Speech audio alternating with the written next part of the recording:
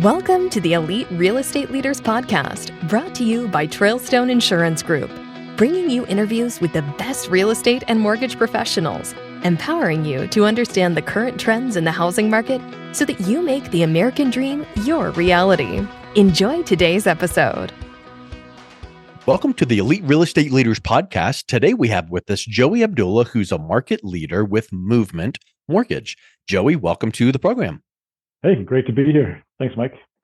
Hey, excited to talk with you. Give us a little bit of your story and background, and how did you get into the real estate industry here?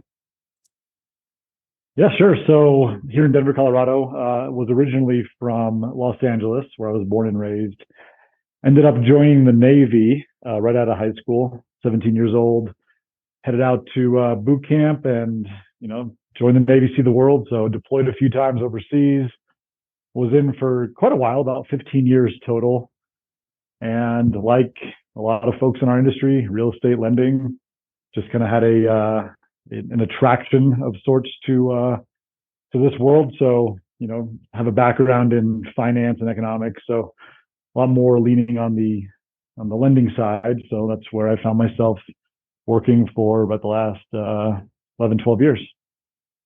Yeah, mortgages typically is something where it used to be back in the day. You could be a plumber today and a mortgage lender tomorrow. So, that they've changed that a whole lot with licensing and requirements and continuing ed. So, was that with your background in finance, was that kind of what attracted you there? Not only relationship building, but also just kind of like helping people clear up some of the confusion surrounding buying a home, refinancing a home? Oh, sure. So you asked the question, so I kind of kept it as brief as I have ever done right there. Sure. I just gave you that, but obviously a lot more went into it than that, especially with leaving the service. But I have always had a knack for finance. Had kind of envisioned myself working in high finance, either New York, San Francisco, but come to realize that I'm much more of a handshake. Let's kind of have a street level conversation with potential clients. And so kind of gravitated towards that, but still on the financial advisory side. But realized that what I really wanted to do was give advice. I didn't really want to sell products like life insurance or, whatever those folks end up doing for a career. As I unpacked that, I saw more that I wanted to give advice, which I know that there's a market for that. But then I realized that there's a lack typically as an industry on the lending and real estate side of being able to provide that advice. And so won't mention names, but one of our first houses that my wife and I bought had a pretty terrible time getting a loan, just a really rough process. And I know it now, but the scenario could not have been easier for this individual. But back then, we delayed closing a couple of times, super stressful.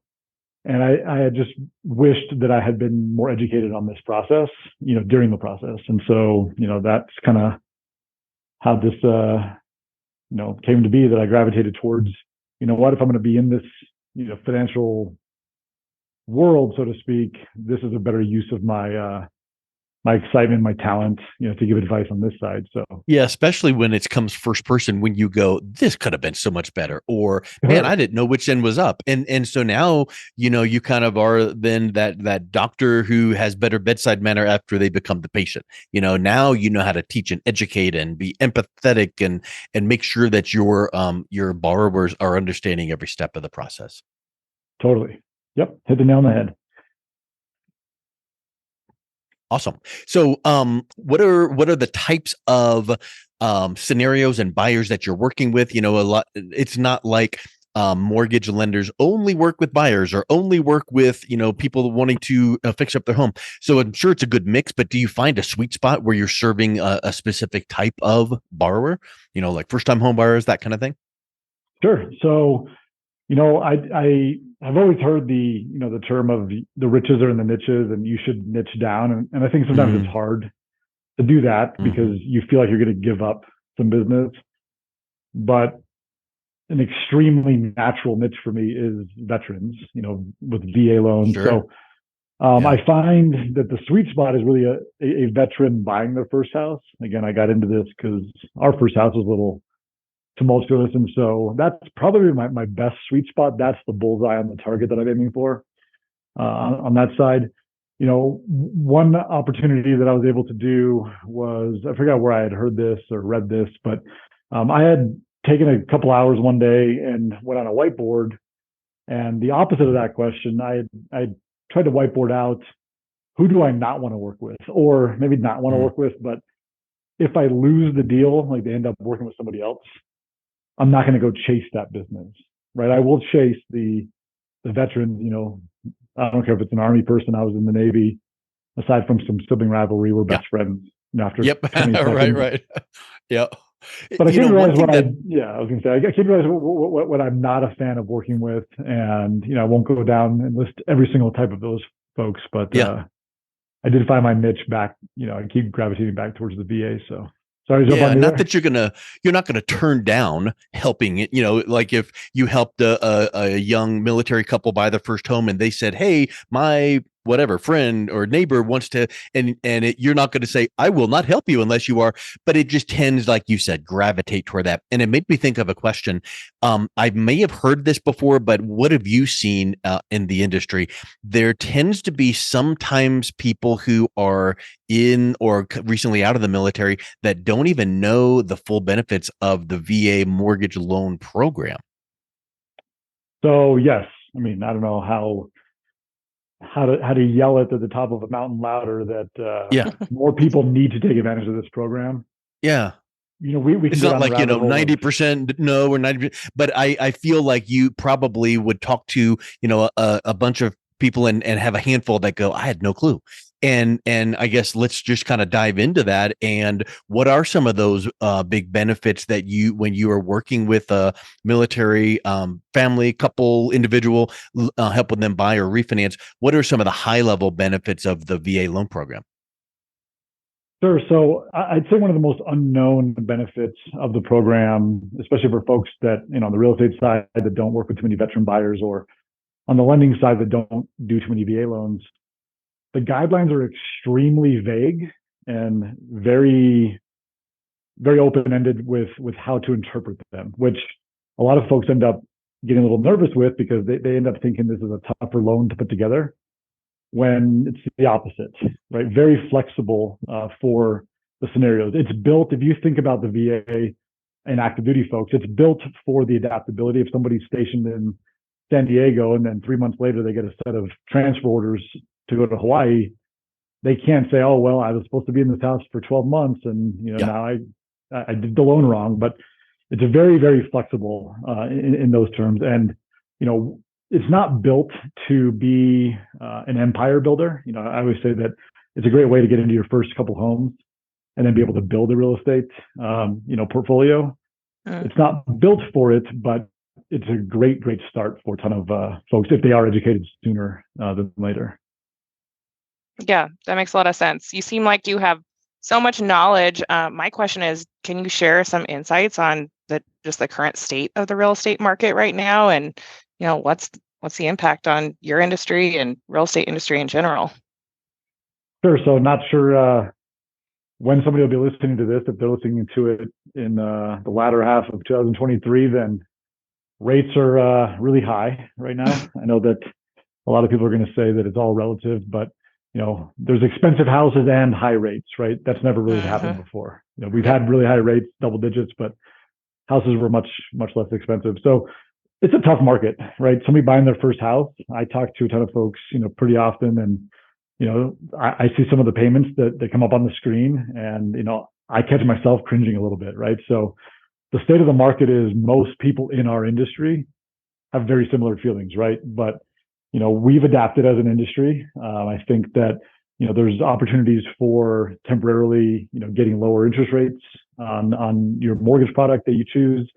There's ways to shift around some of the costs that the sellers can help pay for some of those lower payments, those lower rates for a temporary standpoint until we see some more stabilization with the economy, with inflation. That's what's ostensibly not causing it, but they trend along the same lines. When inflation skyrockets, it's what's happening on the mortgage side as well. And so, yeah, the state of the industry, it's tough out there. There's not enough homes on the market. A lot of people are locked in to their current mortgage. They feel that they're trapped. Like, well, I want to go downsize or buy a bigger house, but how can I give up this 2 or 3% that's in front of my rate and go trade that and get a Right. 7? So, it's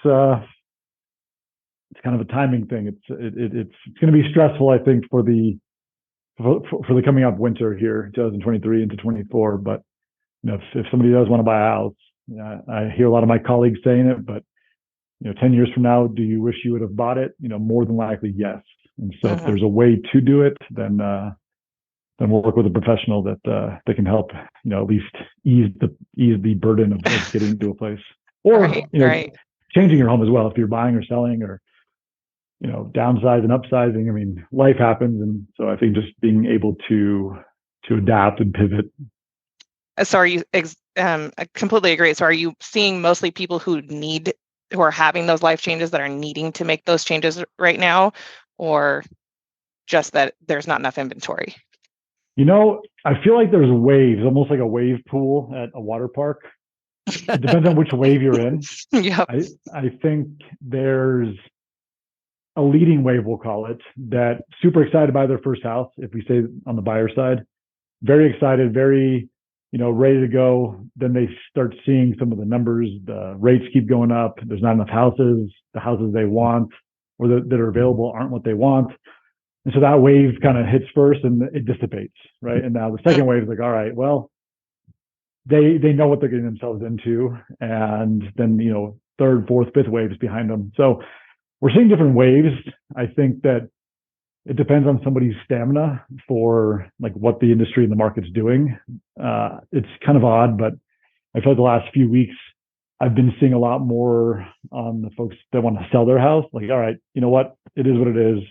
We're going to trade this rate, for the next place. And that has become more important. So sure. I think that'll start coming in. The rates are what the rates are. And like Tia just mentioned, if you have a life event or a trigger or a need to do something, you got to do it. And then you just make the best decision for what the rates are right now. Maybe you can get some concessions and buy the rate down, all those little things that you can teach people on. But I think that it is all relative. And I think that that's what a lot of people hopefully now are seeing. It's like, okay, we were in whatever rate environment for this long. Well, in 6 months from now, or 2 years from now, or however many months, rates are going to fluctuate. They always do. We know that. You said something that brought me to a strategy thought. You said something about building an empire. Well, the VA loan is great for the first house or two, but it's not really meant for building your empire. Not mentioning or getting into the weeds of the types of programs, but what does it look like for someone if you were helping them build that empire? Maybe a checker, jump over from one house to the next. What does that look like?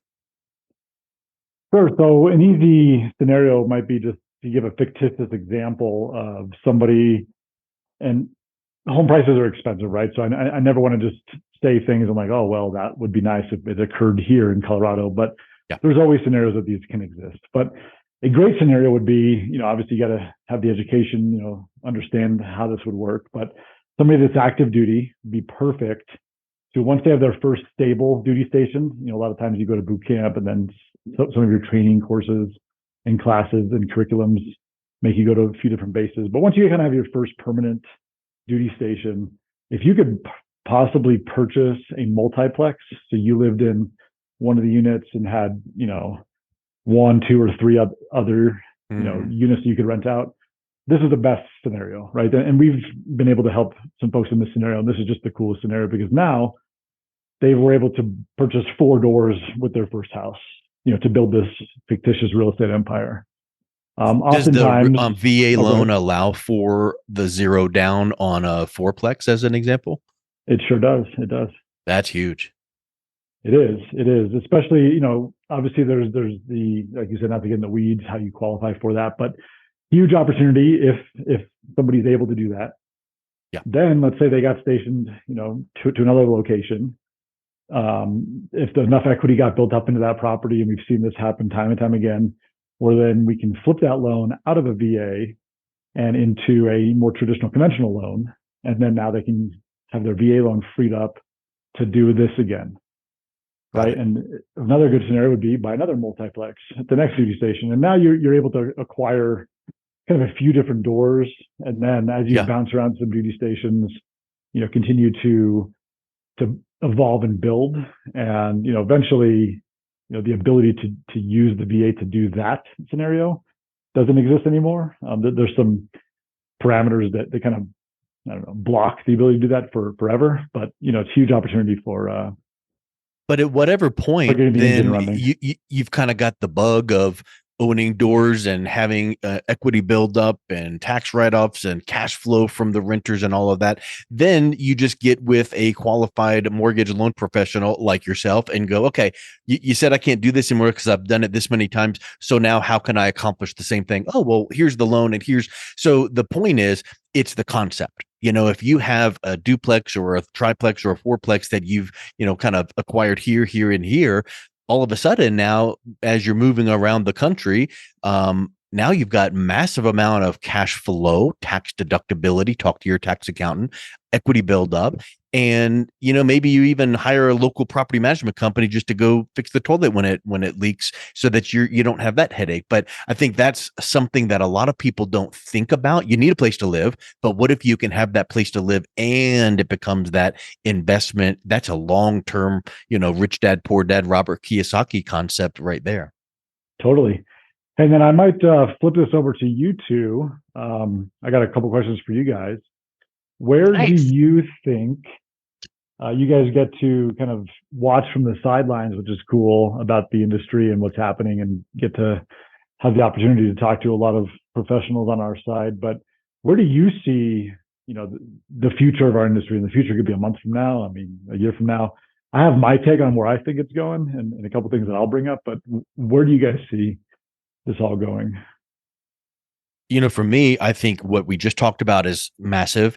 And secondly, I've done a lot of, research from talking to people on the short-term rental concept where you buy in the property and you're not just going to rent it out to this couple for, 1, 2, 3, 4 years. You're doing the short-term rental, like the, bed and breakfast, not the bed and breakfast, but, anyway, short-term rentals. And from what I hear, it is extremely lucrative that way. So I think that's what I'm hearing. Because obviously you got to go buy a house, sell a house, and that's the traditional things. But if you wanted to get into investments, there's some creative ways to get into it without having to have massive amounts of money down. Tia, what are you hearing? I agree. I think short-term rental is obviously a hot topic right now. I was just kind of reading the Scotsman Guide today, talking about how new build sales are down quite a bit. I think it was like 6%, but still up 5% year over year. So while I see a lot of things coming down, the state of the economy we were in, there was just heavy buying. So I would expect that we would be down at this point. I would expect those numbers to be down, and I don't think that's scary. But I do think that I'm going to go from a tech standpoint and say that it's a lot of, and this is my space that I live in, so it's kind of why I'm probably promoting it, but content marketing. I see that most of the millennials are really aging into buying homes right now, and that, even our younger generations are getting a little bit more savvy with investing. So I don't necessarily know what they're going to invest in, but I do feel like all of their information they're going to consume online, and that's kind of where everyone's going to need to live. And no matter what trend it is, they need someone like Joey to go, look, here's the deal. Let me tell you this. Let me teach you this, and customize solutions to present for their consideration. Not push them into something and confuse the daylights out of them, like you experienced in buying your first home, Joey. That's, to me, I think that's like the huge, flag and line in the sand, where it's like, this won't happen again under my watch. I'm going to, and then no matter what the trend is and whatever the hot this and that, you're just teaching and helping. And then when you treat people like humans, not like another number, word gets around, and then they come to you and they go, hey, you help my friend. What can I do here? I think that's huge. So trends come and go. Totally. Correct. What's your take, Joey? Well, you guys both spot on. We're all, again, circling around the same senses of what the industry is doing. within the industry, so not for how we help, folks that are, using our services. But I think within our industry, what not enough people are talking about, or not enough people are talking about appropriately, the future is in automations and leveraging data. Data is the new gold. I know a lot of us, we'll read an article about AI. I'll play with ChatGPT. But the issue is, and I think this is deeper, probably more than this podcast can unpack here, but most people are really terrible delegators. And so that's why ChatGPT, for example, is giving you really bad answers. You're interacting with it incorrectly. Yep. And I think that will become a more powerful tool for somebody to leverage the automations and the data.